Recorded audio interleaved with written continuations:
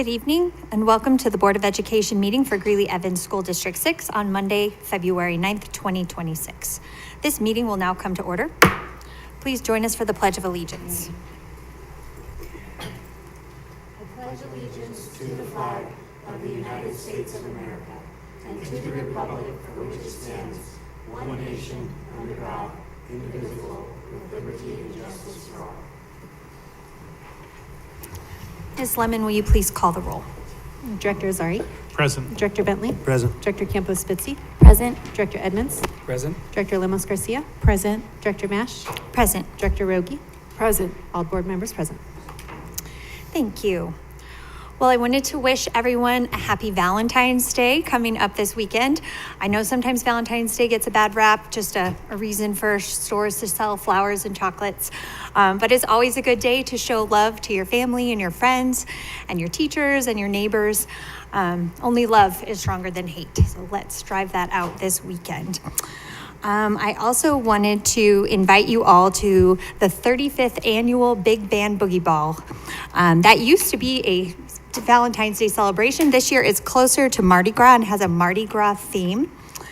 It's a Mardi Gras themed evening celebrating music education and student achievement. The event features live jazz performances by the Greeley Central High School Jazz Bands and Orchestra, along with Chapelos Jazz Band as well, the Arts Magnet Program Dance, and the Cream of the Crop Big Band John Mills Orchestra. So if you would like to come and swing dance or observe other people swing dancing, it's a great event. All the proceeds go to our Greeley Central Music Boosters. It is February 20th from 6:30 to 11 p.m. in the UNC Ballroom. Tickets are available at Greeley Central, at Music Depot, or one of the Greeley Central High School musicians can sell you a ticket. So hope to see you all there. All right. I always tend to overlook our students that are sitting with us, but our Council of Student Representatives, Sarah Venegas and Abby Tovar, thank you for being with us and for your participation. The next item on our agenda is to approve the agenda. This is an action item requiring a motion. I move that the Board of Education of Greeley-Evans School District 6 approves the agenda as presented.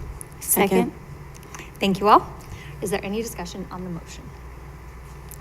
Seeing none, Ms. Lemon, will you please give us a vote? Director Azari. Aye. Director Bentley. Aye. Director Campos-Spitzy. Aye. Director Edmonds. Aye. Director Lemos Garcia. Aye. Director Mash. Aye. Director Rogie. Aye. Motion carries 7-0. Thank you. Our next item on the agenda is an amazing celebration recognizing our middle level principal of the year. I'll give this over to you, Dr. Pilch. Thank you, President Mash. It is my honor tonight to recognize Mrs. Nicole Peterson as the 2026 Colorado Middle School Principal of the Year. So Nicole has, yes, let's cheer.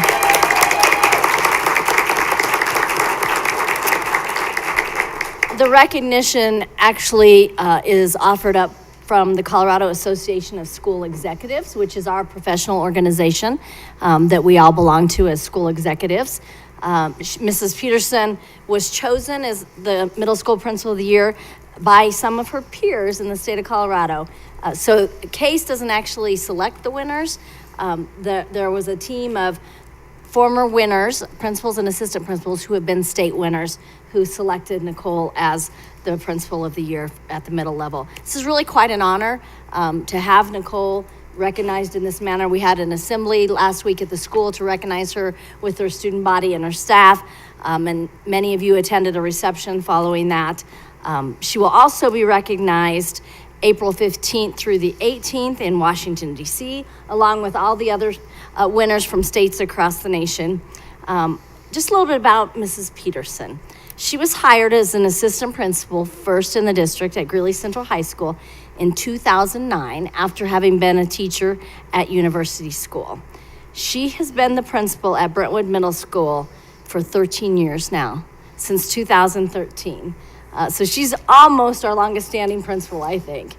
And Brentwood has been recognized multiple years in a row, as you know, as a school to watch, and has received the Colorado Department of Education Center of Excellence Award twice. So lots of recognition there, honoring the hard work that has gone on there with Nicole and her team. Her school has been at a performance rating since 2016, all but 1 year, and then the 2 years that were held with COVID. So they slipped 1 year, and boom, she was on it again and didn't let that happen again. Nicole received the District Principal of the Year Award from the Success Foundation in 2019. And as you all could see when we were at the building last week for the celebration, she has created such a positive and welcoming and nurturing environment for her students and her staff at Brentwood Middle School. She really is a model of culture development. She knows every single student by name. She celebrates every single student's birthday. She writes each of them a personal birthday card to tell them happy birthday. And because she knows her students, she's able to give them personal messages like that. She consistently has the highest number of students in the district in our extracurricular activities in the district.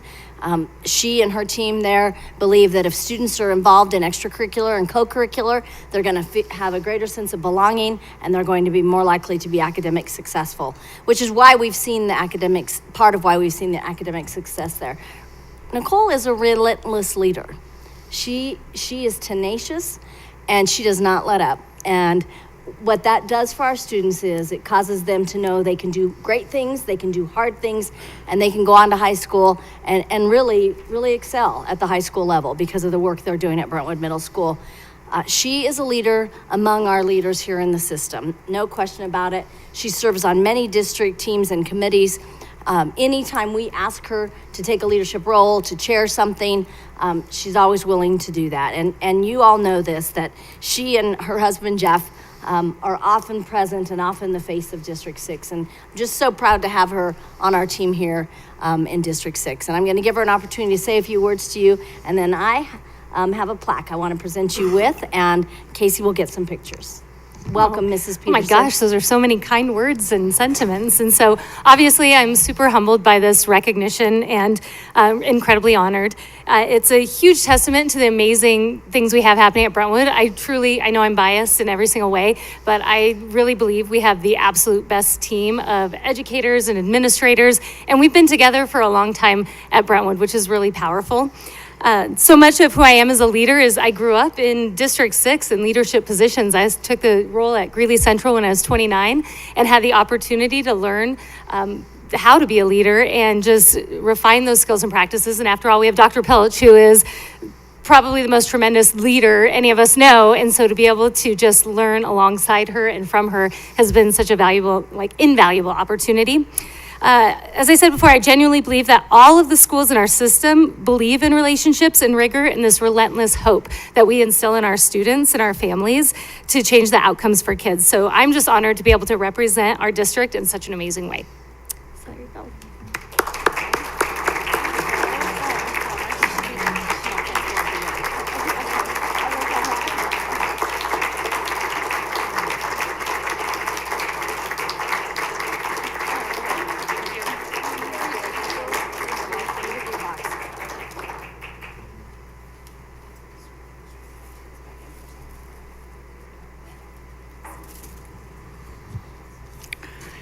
What a great way to start our meeting off.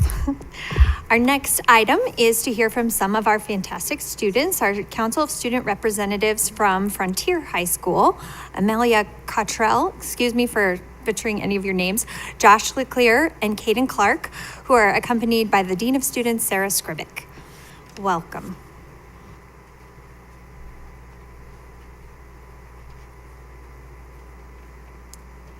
Good evening. Members of the board, President Mash, and members of the Council of Student Representatives. Thank you so much for having us here tonight. I am proud to introduce Frontier Academy's Council of Student Representatives. Standing next to me are three amazing students who embody our mission at Frontier Academy, building leaders. Tonight, they will give you a glimpse into what makes Frontier Academy stand out. Hi, my name is Amelia Cottrell. I'm a sophomore at Frontier Academy. I am currently involved in the Council of Student Representatives, Honors Orchestra, as well as the SART Peer. I'm a member of Frontier Academy's volleyball, basketball, and track team.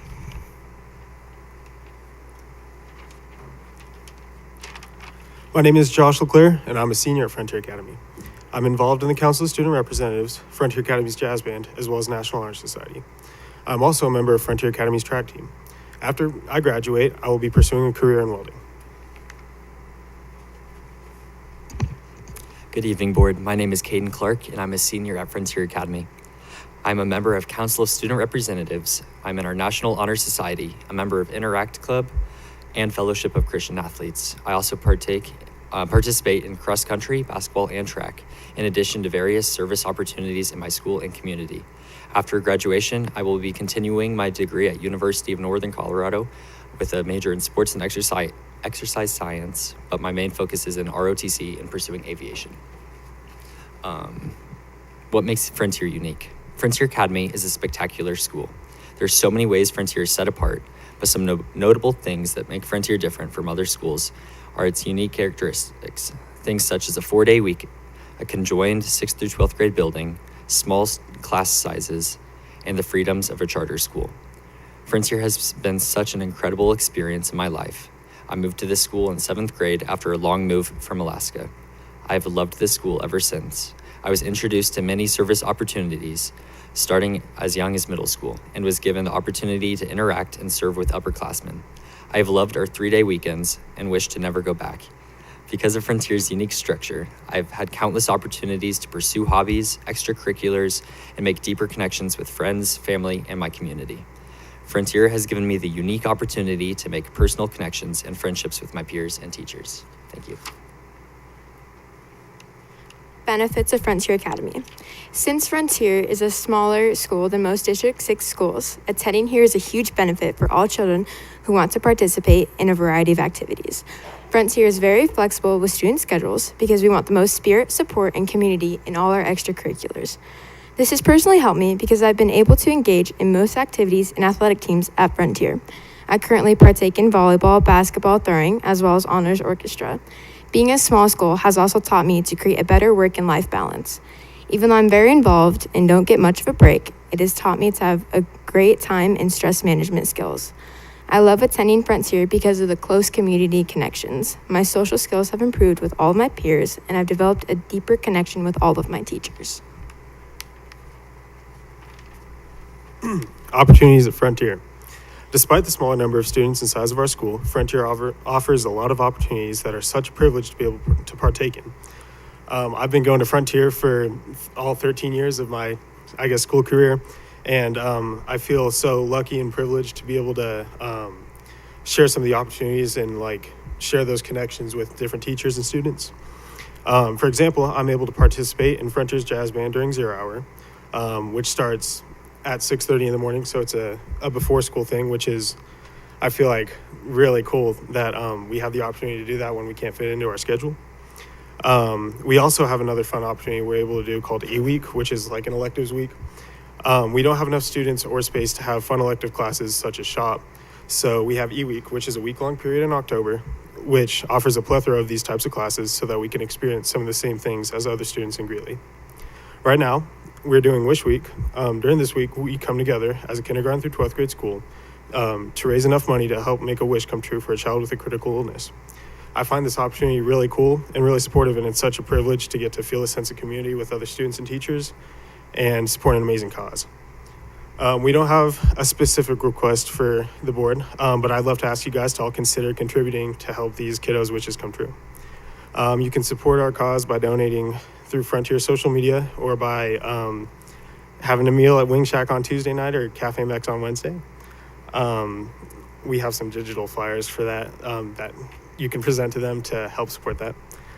Thank you guys for your time and the opportunity to come and present. If you guys have any questions, we'd love to answer them.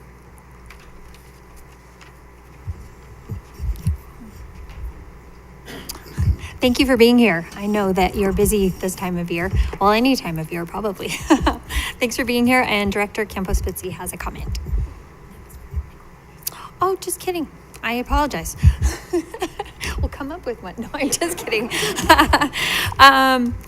Yeah, this is one of my favorite parts of our board meeting is to get to hear from each different group, each different school. And I appreciate that you specifically said what sets you apart. The small class sizes, sounds like you all mentioned that, and that really gives you a tight-knit community. And it looks like Ms. Venegas has a comment. Is that for, yeah. Yes. Sorry. I just wanted to say kudos. I love when CSR comes up here, especially our charter schools. We love hearing your guys' comments and just how amazing your schools are and all the fun opportunities you guys have. And I just love seeing you guys up here and sharing all the good things about your schools. So thank you for doing that. And you guys are awesome. So thank you for being amazing students and amazing members of CSR. Thank you very much. Best wishes for the rest of the semester.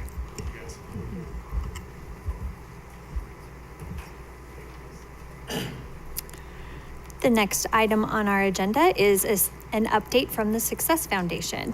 And so I will invite Executive Director Julie Hill and Board President John Shuttler.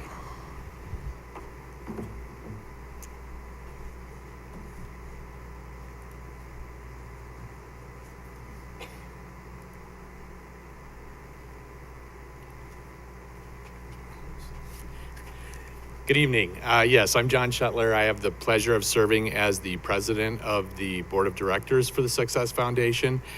And just from a personal note, one of the reasons I wanted to be on the Success Foundation in the first part is these kinds of opportunities of partnering and working with and learning more about the district with the board and its faculty and its administration. And so this is just a great opportunity. But I want to just make sure I recognize my fellow board members. And I had to write them all down because I always forget. Darla Francis, Kelly Zielman, Terry Belinsky, Neil Kingman, Eric Naki, Natisse Parent, Brent Kramer, Dana Kohler, William Neidig, and Charles County. And so thank you very much for this opportunity. I know Julie's got a little bit to tell you as well. Thank you again. We always appreciate the opportunity to come and report on what we've been doing for the past year. Again, my name is Julie Hill. I'm the Executive Director of the Success Foundation, serving Greeley-Evans schools. Almost 10 years. May will be 10 years I've been with Foundation, and it's been quite a ride. We do want to brag that we did recognize some of your People of the Year first. So Nicole Peterson, as mentioned, was one of our leader award winners, and Steve Paulson was also one of our Teacher of the Year winners earlier on. But congratulations, such amazing recognition happening in the district, and we just are proud of the little piece we get to play in it. I wanted to just tell you what we've been up to in 2025. Some of the things that you're going to hear from me tonight are repetitive. We've been working on some of similar projects from year to year, and I'll start with our school food pantries. We partnered with the district nutrition services team a couple of years ago to install school food pantries at all school sites, including our charter schools. So we received some grant funding for all of the equipment needs, but we are now helping with the sustainability of those pantries. So proud to say there's 33 pantries up and running. This year, they really are focusing on growth and the food reclamation that they are working on. We did have some leftover grant funding that we were able to help improve the packaging equipment. So that's something our funders and community really like, is not only shelf-stable items, but being able to reclaim food that was previously thrown away. And now it can be properly stored and sent home with our children. The other thing, we really have nothing to do with this, but I think it's a cool outcome of the food service or the food pantry program, is involvement from our transitions program. Our students in that program are taking the orders, they're getting things ready to go and send out to the pantries, so they're getting really valuable work skills, and obviously also helping keep those the food pantries operational. So financially, we've contributed $28,000 to support food pantries in 2025. We continue with our music efforts. We are trying to provide quality instruments, K-12, or our goal is to get to a 1 instrument to 1 student ratio. To date, in 2025, we provided $135,000, but over the last couple of years, we've helped purchase 355 new instruments. There's also a smaller amount that we have allocated to critical repairs. We're depending heavily on the expert of Kathy Azari, who we said if they can be repaired and there's still plenty of life left in them, let's do that. Otherwise, let's get a new new quality instrument and put that in students' hands. So that's been great, really wonderful stories coming out of the music programs. And we also have had some community members come in. John DeWitt with the Crescendo Foundation has provided funds for day-to-day needs. So a lot of funds needed there that students have to provide or coming out of those budgets. So he continues to work on those day-to-day needs. I love this little picture of the little guy playing tennis. Athletics program support also, Sean Skribic was hired as a full-time athletic director in 2025, and he's done a great job. This is also a project that started a couple of years ago, but really removing barriers and that access to athletic programming at a younger age. And so we contributed just under $150,000 in 2025 to athletics, after-school athletic programs at the 4th and 5th grade level. Between spring and fall, Anthony, I hope this is the right number, we had about 1,500 students participate in those programs, and that continues to evolve. But one thing that the district did this last year as well is offer a common sport at all schools. So in the spring, it was soccer, and in the fall, it was football, with the effort of having some sort of competition among schools. So really great program, and I think we will continue to hear more stories out of that program. Our board has focused on career exploration and development. Of course, Smart Labs is a big part of that at the younger age, but in 2025, we did receive some funding to support their student kits at the CTE Center, $70,000, and we secured $145,000 for the Career Explore internship program.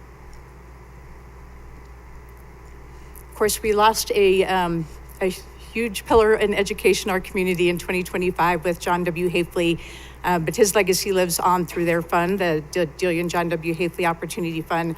This is an opportunity for students and student groups to come to the Success Foundation and apply for finances that will help them pursue extracurricular, academic, career development opportunities. The other large item that we fund out of that fund is our home internet access. So since COVID, we have provided home internet access to our students that would not have it.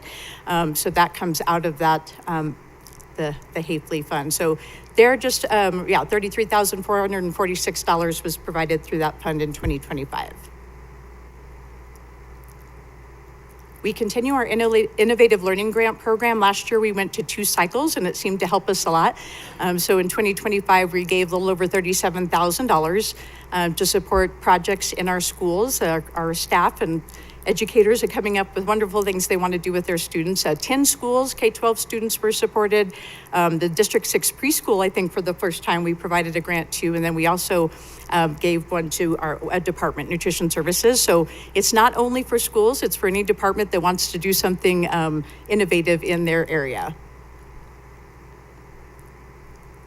And then this is a kind of catch-all. We do receive a lot of, our board looks at district-wide projects, so you just heard about that, but we have many funders or grant opportunities that come to us, and this is that catch-all of directed gifts and grants. So just a few examples of that. We had about $584,000, but literacy initiatives, pre-collegiate support.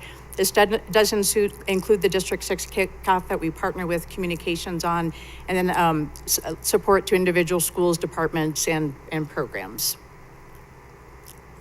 Outside of funding, many of you, I think all of you were at the Success in 6 Awards a couple of weeks ago. As you heard, it's our favorite event of the year.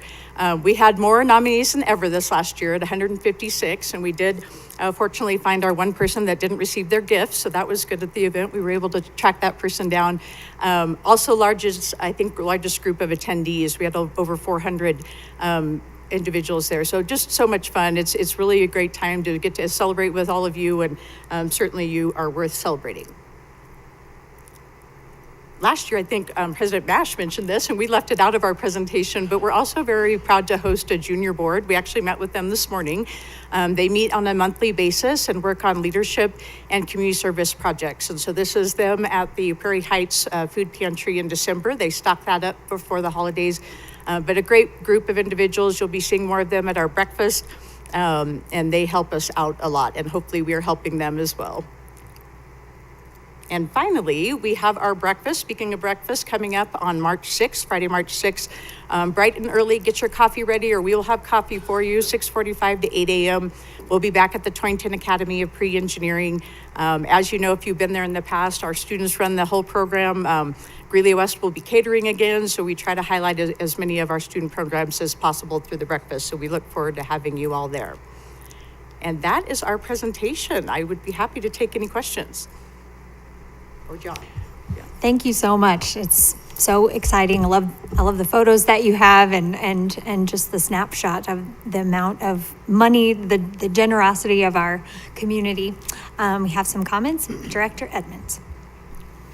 Yeah, this is more comments than questions. I really appreciate what the Success Foundation has meant for our students and their families. I think I've always admired y'all from afar. I mean, we run in the same circles in the nonprofit world, and just knowing how important self-sufficiency and household stability is, that what you guys are able to provide, like with the internet access, something that a lot of us can take advantage of, is just like, oh, Comcast is a little too expensive, I'll just switch internet companies. And there's a lot of families that don't have that. And so I really do admire the work that you do to ensure that students have opportunities, whether it's on the sports field, it's in the science lab, or it's situations at home that they have something, whether it's food or internet. And I loved the Success in 6 awards. That was probably one of the things I was most excited about when I joined the board, was to be able to go to that, just because I know several teachers. Someone who's near and dear to me was named the Elementary Educator of the Year, Mrs. Kimberly Destry.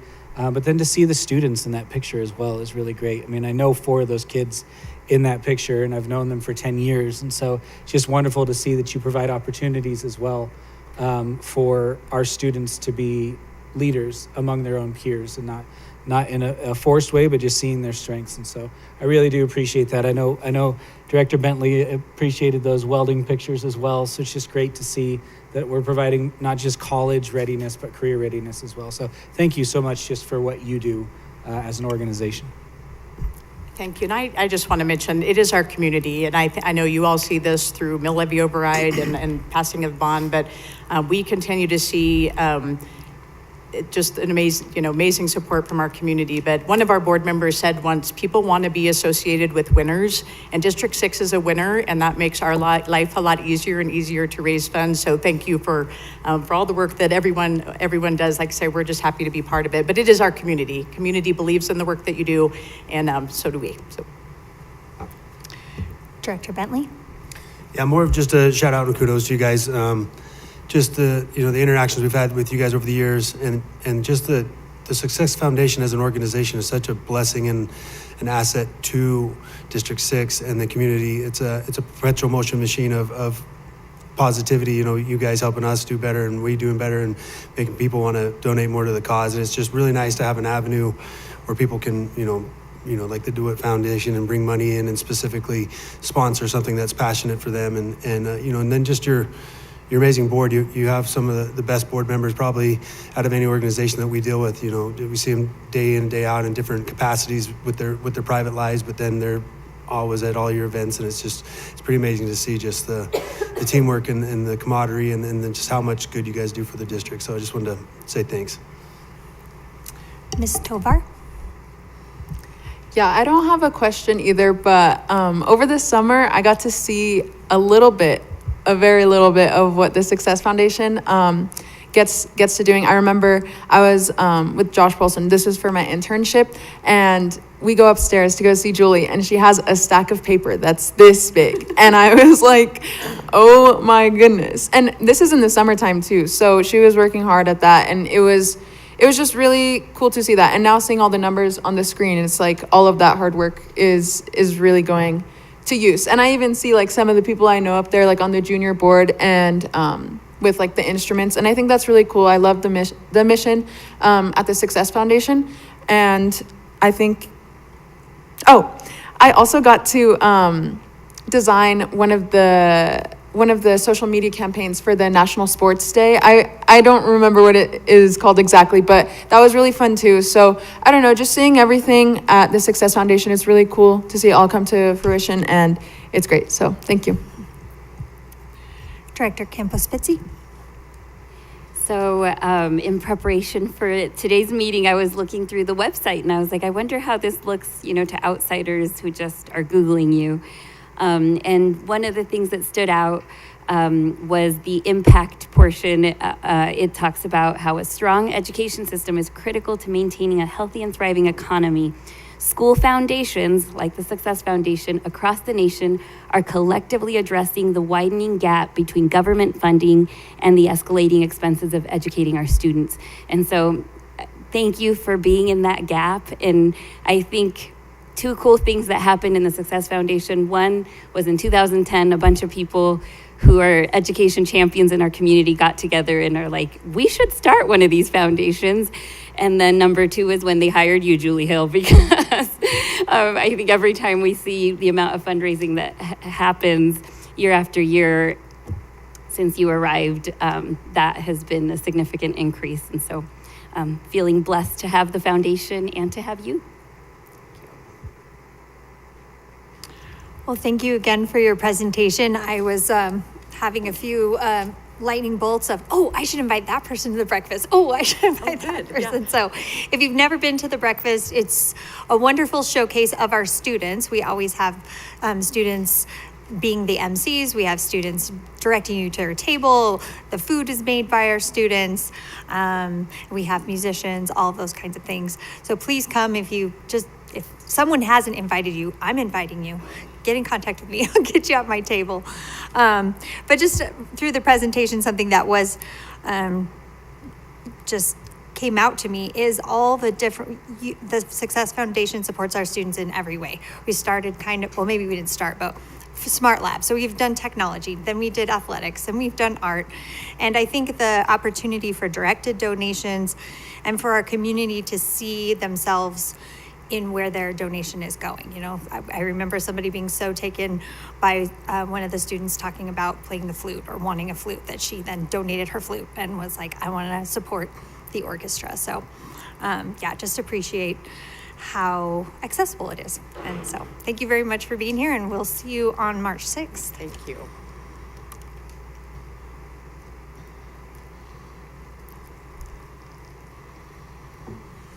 And that brings us to our superintendent's report. Thank you, President Mash. I'll just remind the audience who watches this portion of the meeting and not always the work session that we had a very robust conversation around personalized learning plans and the platform that we use for those personalized learning plans called Zello. And I would encourage people to go and watch that. I'm really impressed and excited with the work we have going forward around the work around college and career readiness. So encourage you to go take a look at that. We also had a robust conversation around legislation. So you probably want to stay tuned for that piece too.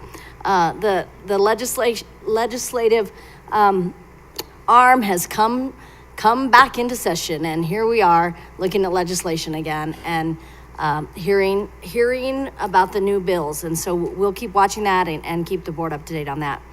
I just want to give a shout out to the Success Foundation. You are right, Dr. Campos-Spitzy. Hiring Julie Hill has been truly remarkable. She is an executive among executives, and what she's been able to get this community to buy into literally, and to lead. And she's just such a champion for District 6, and just so proud to work with her and call her a partner in our work. And then I just wanted to share that our literacy initiative is still underway. We had the folks from West Ed here week before last. They were here in the district all week alongside our district team with Jenny Jensen and Lisa McGee and several others from the curriculum and instruction and assessment department. And those teams were in over 100 classrooms throughout the district. And so they've had a chance to see a lot of literacy and a lot of students in our district. And so I am sending an email I sent an email to staff today. I'll share that email with you all so that you can see what the update that I sent to staff. We don't have a comprehensive report yet from West Ed. The next wave is to continue to analyze our local data and our state data, and then also they will be conducting focus groups and listening to educators in our system and learning from them to triangulate the data and to confirm what they saw in the classroom is in the very short time they were in those classrooms, that what they saw in the classrooms is really the work of the district and what we're doing in the district. So I'll keep you posted on that. I continue to hear positive support for that work and high engagement on the part of our staff in doing that. And I'm really grateful for the district team who's leading this work, and they're doing a fine job. So thank you, and that's all I have tonight, President Mash. Thank you very much. We will now receive an update on our Innovation 2030 strategic plan, strengthening partnerships, goal 1, family partnerships. I see Mr. Asmus approaching.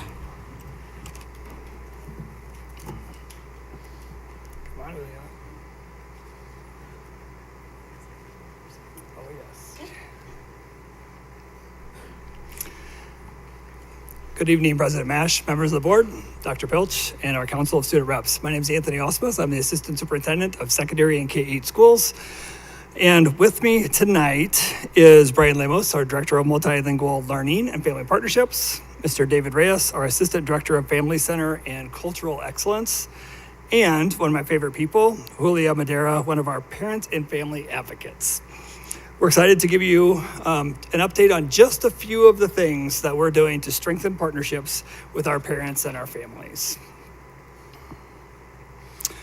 Our family partnership work is grounded in our mission and our vision, and this is extremely important because in this district we have over 80 languages spoken. I truly believe that a large part of our 90% graduation rate is because our parents are supportive of this work, and it's because of the relationships that we've created with our parents. We have 4 focus areas in our strategic plan, and family partnerships is found under the strengthening partnerships, where we enhance student success by communicating, engaging, and collaborating with our communities and our school partners. Our first goal in this focus area is to strengthen relationships with parents and families. And we have 2 objectives under this goal. First, to develop and implement a comprehensive district-wide family partnership plan utilized at every District 6 school, and also to develop and implement staff training to support this work. There are 3 outcomes that we track.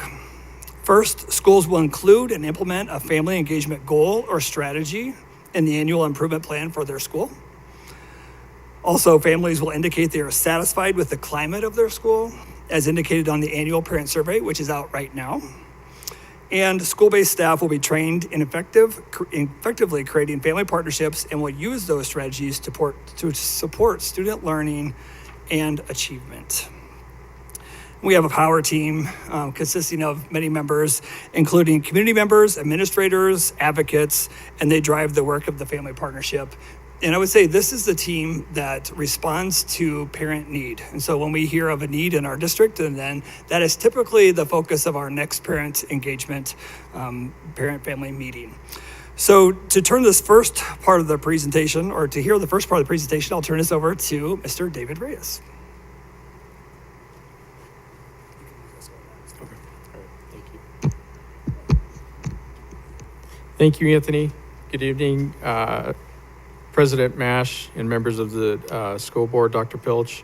Wanted to talk about Blooms just really quick. Blooms was rolled out district-wide at the beginning of the 25-26 school year. It's a one-stop shop communication tool that features two-way communication with over 250 different languages for translation of messages, alerts, and app content. We have put together a team of parent and family advocates to support schools with parent sign-in and onboarding. Actually, this Wednesday, we will be at Prairie Heights Middle School supporting their parent-teacher conferences and getting families signed up for the Blooms communication app. Spanish for Family Partnership continues to be a thing here in our district to provide staff members with high-impact strategies and professional learning opportunities for D6 staff. This is a basic Spanish that has allowed staff to be more confident when engaging in conversations with a Spanish-speaking family. 195 D6 staff members have gone through a 6-week Spanish class. And again, I always give a shout out to Jessica Cooney and Erica McNichol and the rest of the group who helped launch this Spanish for Family partnership. Our D6 Family Engagement Series continues to provide families with learning opportunities to attend events that provide valuable information on topics such as attendance, IC, open enrollment, career pathways, CTE, post-secondary planning, and concurrent enrollment. Family Engagement Series help build authentic relationships between staff and families, fostering trust and open communication. This year, we've served about 100 families during our Family Engagement Series. Childcare is always provided, food's always available. And this year, we really focused on the the direct admissions between Ames and UNC. It's such an opportunity for students and families to essentially enroll for free post-secondary education. That's just amazing, and we need to get that word out to families and students. And we've also partnered with D6 Gear Up, so we can also support their college-going culture initiative. So thank you, Gear Up, for all the help you've provided this year. Another action step, translation services. So our schools have access to multiple tools, resources, translation services to support family partnership throughout the district, which include earbuds, Language Link, which is a third-party phone service, on-call interpreters hired by the Family Center, and the ILA. There's a picture of the ILA device up on the screen that you can see, which is a two-way communication system that helps translate conversations in real time.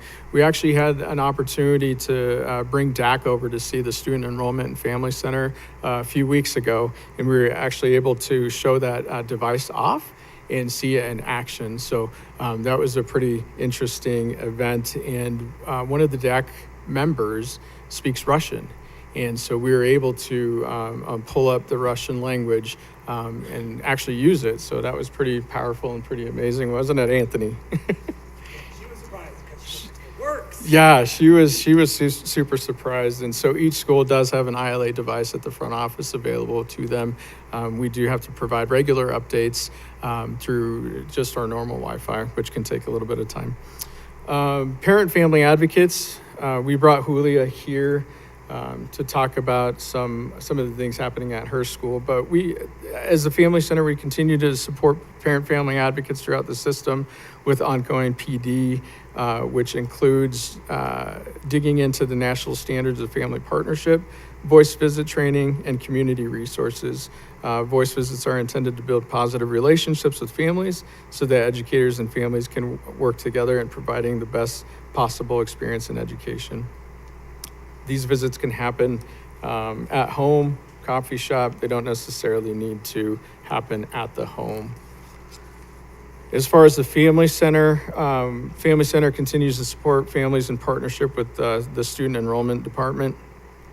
Families can come into the Student Enrollment and Family Center building to get help with school enrollment, community resources, and basic needs such as food and clothing.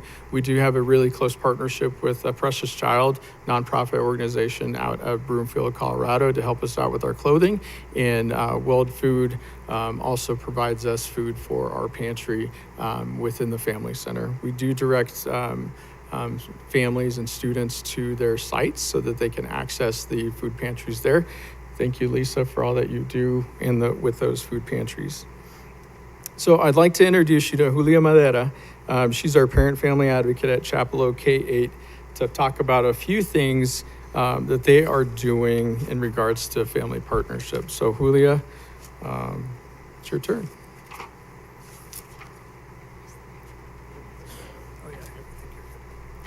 Thank you. Hi, good evening, everybody, and thank you, David, and thank you all on the board members for having me here tonight. And I'm excited to share a little bit about the family partnership work that we have been doing at Chapel. I want to share with you some of the high impact strategies that I have worked on at Chapel to engage families in alignment with our national standards for family partnership and I-2030 strengthening partnership goals at building level. So the first one I would like to talk about is our folkloric ballet program. Ana Lopez, an instructional assistant at Chapel, and I created and implemented an after-school folkloric ballet program where students from grades K-8 can participate. Ana coordinated the music and choreographies while I handled logistics, coordination, and just backstage support. Through the dance and performance arts of the folkloric ballet, students build confidence, teamwork, and strong sense of belonging. They get to showcase their talents. And through this experience, students also gain a deeper appreciation for cultural traditions and why they matter. Our students have performed for family, friends, downtown Greeley community events, and also school-wide assemblies for staff and students. This program was also recognized by the CDE FSCP framework practices for meeting standards 1 and welcoming all families, and the essential element of creating an inclusive culture. We were also awarded with the Success Foundation's Innovative Learning Grant, so thank you for that. The next thing I'd like to talk about is the Chapelo Food Pantry, how we implement that work at building there. All students can come anytime during the school day for a snack. If they feel hungry, either because they may have missed breakfast or they just need a little extra boost, or if they know that they might need a little to take home for dinner, all families can also come and take food items for their homes. We serve an average of 25 students daily and about 10 to 15 families monthly. A big impact that we have gotten from the food drive from the pantry is the food drives. So through hosting and planning food drives, our staff, families, students, and community come together to help keep the pantry stocked and accessible. Through their collaboration and partnership, they generously bring in an average of 2,800 food and hygiene items each time we have one. And a little bit about the impact that we have had is that our food pantry has become a safe, welcoming space where students and families feel comfortable sharing their stories, opening up about their needs, and this work has also helped us support the children's social, emotional, and physical well-being. So in alignment to our high impact strategies for family partnership goals, I took the initiative to create a Chapelo family engagement team to support academic success and help parents collaborate with teachers. A little bit about the team members on the team. I wanted to make sure that the team was intentionally made up of diverse roles to bring in different perspectives, strengths, and roles to collaborate more effectively. So we started the work by listening first. The team conducted empathy interviews with families across grade levels and focused on the whole child aspect, such as academic, social, emotional, and families' needs context. We wanted to understand their hopes, needs, and visions for their child. From the empathy interviews, we learned that families wanted more personalized, consistent communication, clear guidance on school systems and technology, and tips on how to use those tools to support their kids at home. Once we looked at what families were asking for, we brainstormed together and planned 2 high-impact strategy ways to reach out and connect. One is positive contacts home. So all school staff, including teachers, support staff, SPED, and DHH departments, are participating in making at least one meaningful personal phone call per student. We just want to celebrate their strengths and connect with the families. The idea is to have these calls to help make families feel seen and valued, and often they will open up about areas where they might need extra support. If the parents articulate needing additional support, then the staff will take a note of that, and that way we can respond quickly and give the right follow-up to meet their needs. The second that we are planning is a middle school parent support night, a plug-in session, we're calling it, and it's in response to the parents' request for support in technology and school system areas.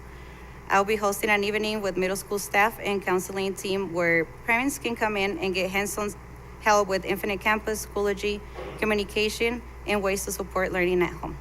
They will get the tools right on their phones, receive relevant information, and get tutorials on how to use everything. By the end of the night, the hope is to have them leave informed, confident, and more connected to their students' learning. Sorry, I didn't change slides. So to close, I would like to briefly share about why I believe this approach would work, and it's because strong partnerships with families don't happen quickly. They take time, intention, and trust. These 3 practices reflect what I've seen can work and how we can slowly, meaningfully build relationships that truly support student success. So the first is we open the door. The Folklore Ballet is a way to welcome families with joy, culture, and pride. It creates moments where families feel seen and comfortable being there, and it opens the door for families to engage with the school in a positive, trusting space. The second, we listen and support. The school pantry is where trust really deepens. In moments when families are vulnerable, we meet them with care and support. By identifying families' needs and providing essential resources, we show families they can count on us. And third, we collaborate for student success. And once trust is established, we can move on to the next level, empowering families as partners in their child's education. By giving families tools, guidance, and confidence, we invite them to work with us for their academic success. And by opening doors, meeting needs, and working together, we create the environment that every child needs to succeed. And that is all I have tonight. Thank you.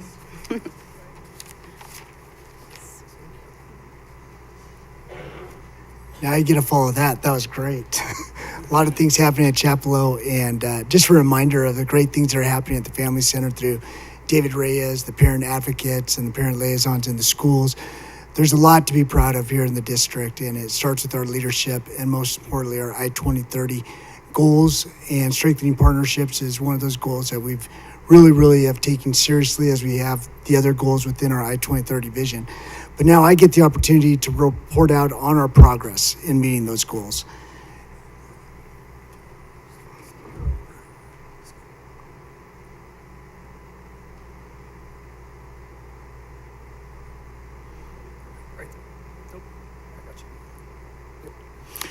So as you know, we've done listening sessions that throughout the district, and including our superintendent has participated in some of those. So those have been high impact activities we've done. The other thing is we have another one coming up March 11th at 5 to 7. It will be here in the admin building. In the past, we've done it at buildings, and that's had good attendance. We've gotten good feedback from that. But this time we're going to do it here at the admin building. And we're going to continue doing those listening sessions with our superintendent and other folks throughout the rest of the school year.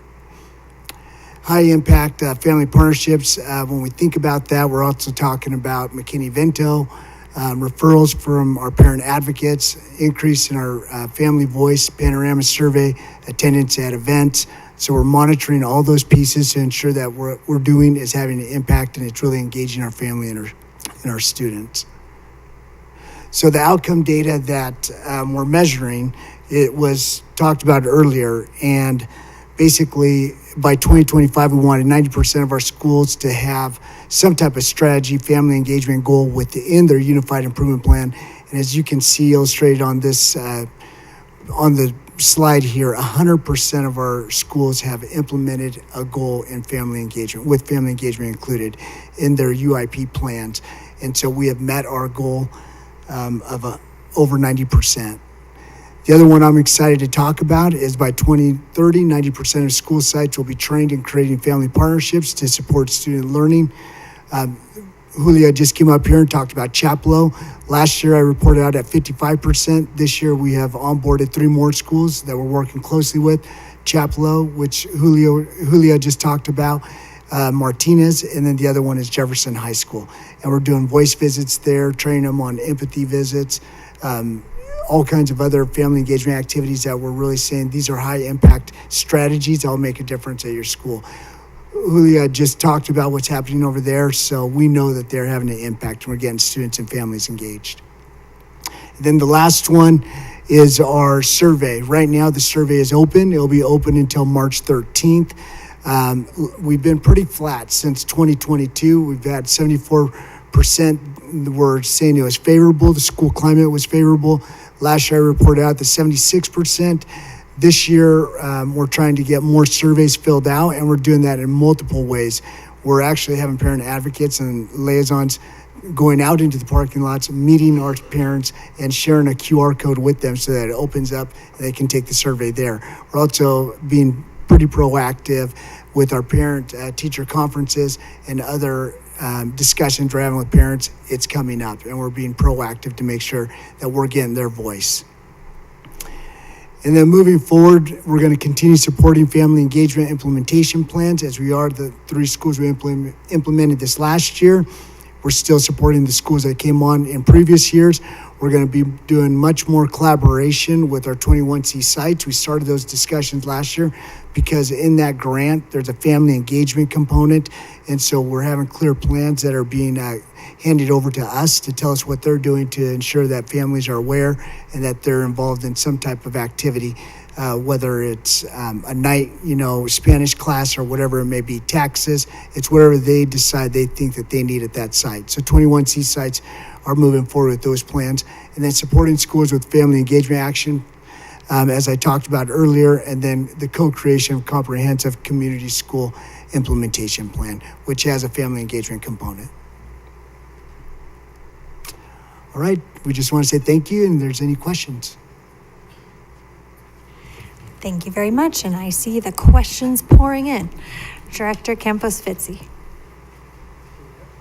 Thank you for the presentation, and thank you, Julia, for your presentation. It was wonderful. We need one of you and Ana Lilia in every building. That's actually, I was curious, amongst the parent and family advocates, do you guys come together to kind of share best practices and?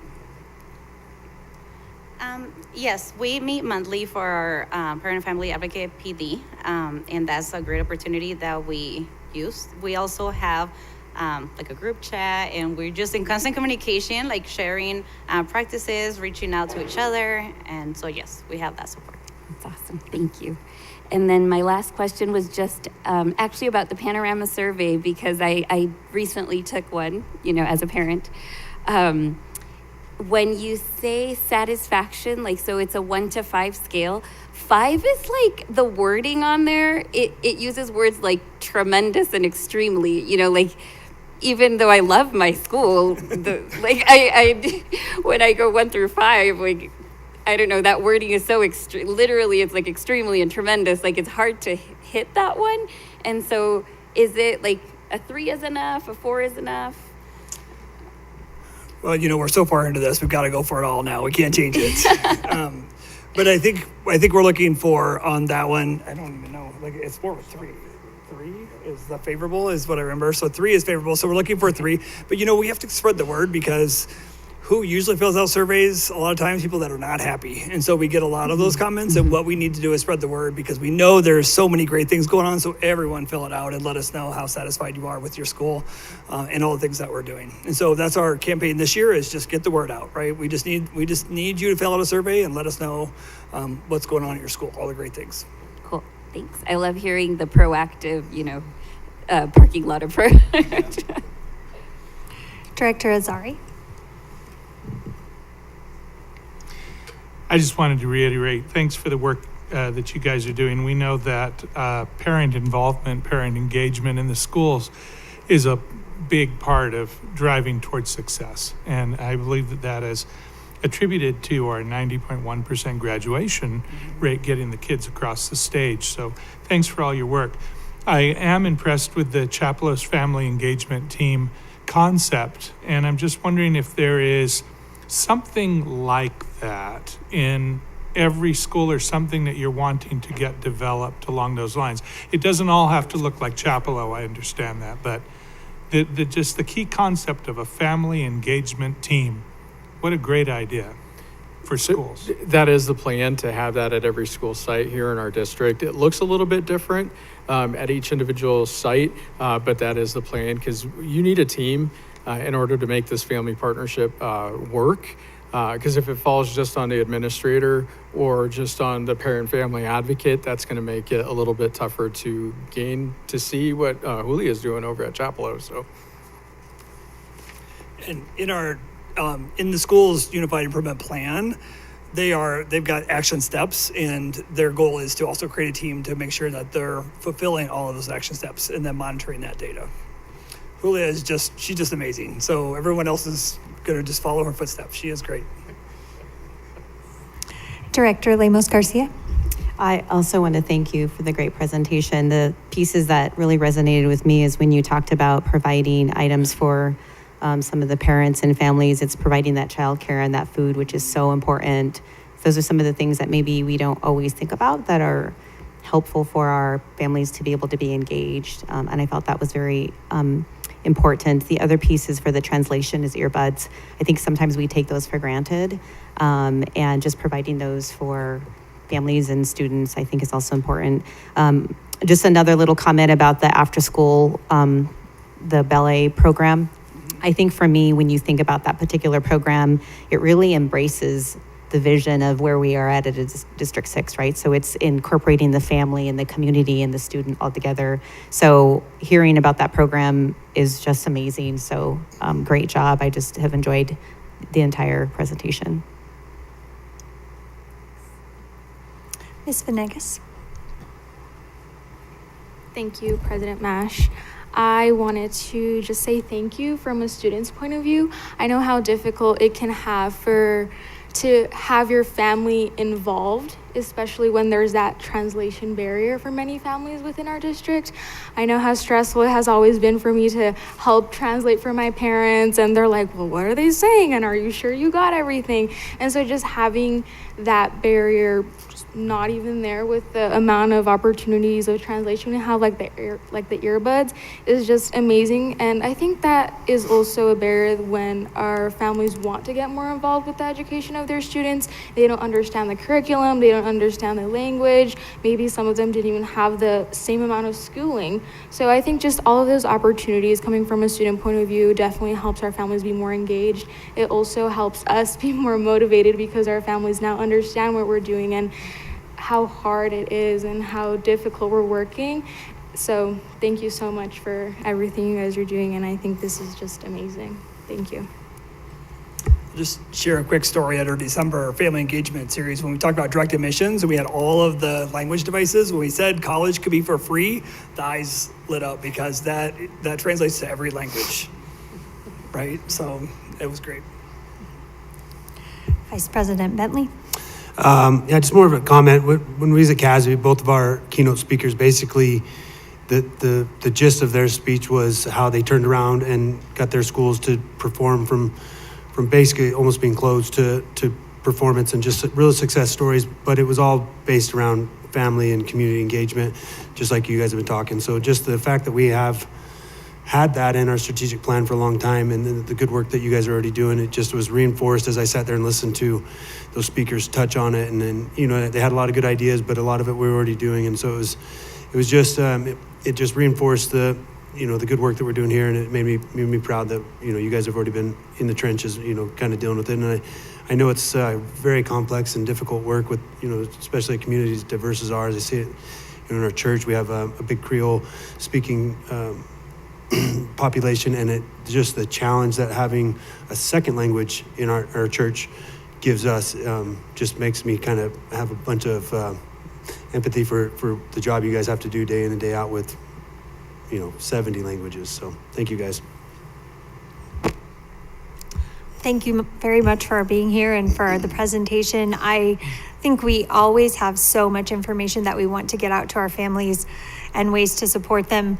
But doing something that's just plain fun, like ballet and just music, culture, dance, getting everyone together for that reason. And then we can give them some information on the way out the door. But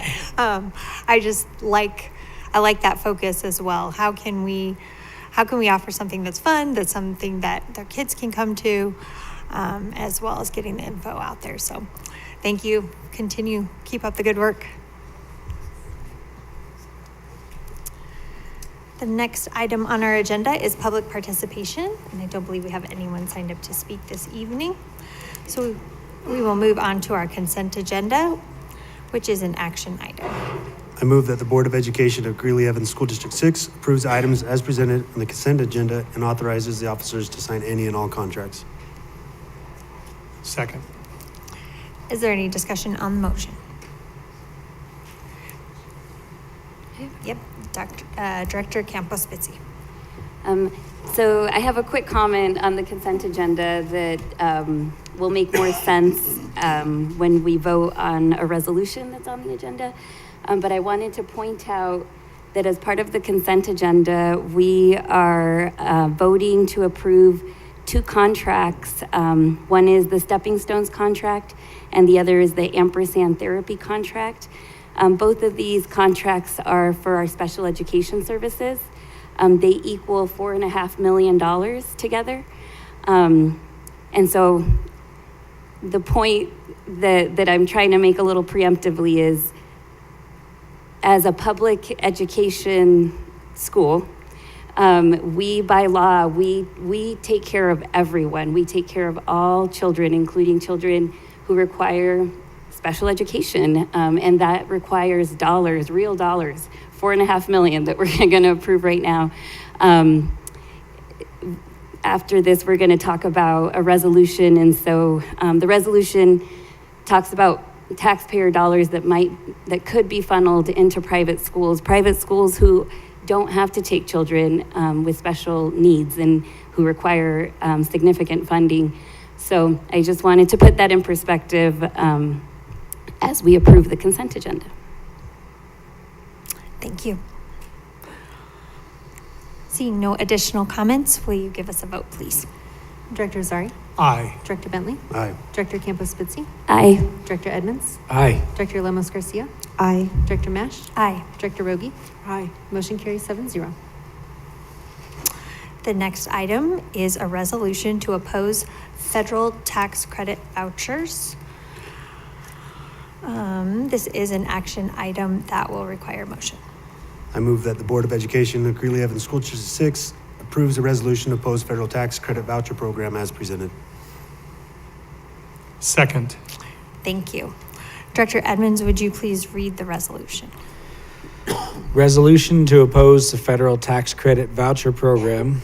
Whereas a free public education is a virtue of our American society and cornerstone of our democracy, where all children have an equal opportunity to learn regardless of their background. And whereas in recent years, efforts to redirect public funding toward private schools have intensified across the country through voucher programs, K through 12 savings accounts, and tuition tax credits, all of which are mechanisms that allow taxpayer dollars to support private education. And whereas such mechanisms pose a serious threat to public education because they have been shown to exceed cost projections for state budgets and create substantial deficits, fail to increase access for disadvantaged youth, and subsidize students from wealthy families already attending private schools, and increase school segregation. And whereas private schools are not required to disclose how they spend the funds they receive, measure their academic achievement, make their academic standards public, hold public meetings, abide by state and federal non-discrimination laws, or educate children with disabilities or English language learners. And whereas the federal tax credit program proposed by the federal government allows individuals to donate money to scholarship granting organizations, SGOs, and receive dollar-for-dollar federal tax credits with scholarships uncapped and potentially covering full private school tuitions. And whereas federal guidance indicates states will likely be prohibited from placing requirements on SGOs and may be required to accept out-of-state and national organizations, severely limiting state and local control over these publicly funded private programs. And whereas SGOs and private schools participating in the program are not required to meet the same academic accountability, fiscal transparency, or reporting requirements as public schools, and are not required to comply with IDEA or severe special education students, English language learners, or students from low-income families. And whereas the lack of requirements for SGOs to serve rural, small, or low-income communities creates significant risk that funds will flow disproportionately to urban and national organizations, further weakening already fragile rural school systems and exacerbating Colorado's declining enrollment challenges. And whereas the federal program is expected to begin accepting donations in January 2027, with final regulations anticipated in spring 2026, requiring urgent action from state leaders and local boards to protect public education. Now, therefore, be it resolved that the Weld County School District 6 Board of Education opposes Colorado's participation in the federal tax credit voucher program under PL 119-21 and urges Governor Polis to refrain from opting the state into this program. And be it further resolved that the board opposes the diversion of public funds to any discriminatory voucher or tax credit program, federal or state, which reduces public financial support to our indispensable public schools and lacks adequate accountability, transparency, and equity safeguards. And be it further resolved that the board will partner with like-minded organizations to support full-funded public schools. In witness whereof, we have unto set our hands and caused the official seal of Weld County School District 6 to be hereunto affixed this 9th day of February 2026. Thank you very much. Are there any comments on the motion or on the resolution? Director Campos-Spitzy. So I started my comments early, but just because they were part of the consent agenda. In Colorado, we have voted as a state on the vouchers in 1992 and 1998, and both times vouchers did not go through. And then more recently, in 2024, there was a quote-unquote school choice initiative that also did not get enough votes. And so as a state, we have consistently prevented these voucher programs from coming into our state and siphoning the scarce public dollars that we have and diverting them into private schools. So I do think it is quite unfortunate that Governor Jared Polis has opted into this program before the terms of the program have really been fully defined by the Treasury. I'm hopeful. I have seen that it might be a program we can opt out of annually. So I do urge everyone to pay attention to your votes. There is a gubernatorial election this November. The primaries are in June. So look at the candidates for governor, look at their stance on this issue because it really does matter. Director Edmonds. I can't emphasize enough how much this could hurt our communities like ours, where 69% of our students are economically disadvantaged. So already our families are fighting just to get by. And then to say that we're going to have a program that's going to take away public dollars to go to other districts where these students don't have to fight. Their families don't have to fight for that funding. They're not sitting at a place where they need to make 3.5 times the federal poverty level just to make ends meet. And so I think this could be detrimental to small school districts like ours, where we're doing so many amazing things. The fact that we are 90.1% on-time graduation rate compared to other districts that are getting $3,000 per student more than we are. And so we've got amazing resources here in this district that we still continually have to fight again and again for this funding. So the fact that this funding could easily just be funneled away out of our control is not something that I think is fair for our families. It's not fair for the students especially, and it's not fair for our educators as well. The resources that our teachers have to work with is incredible of what they're able to do with what we wish we could give them so much more. And so I stand vehemently against this personally, and I'm grateful that we as a board are making this resolution as well.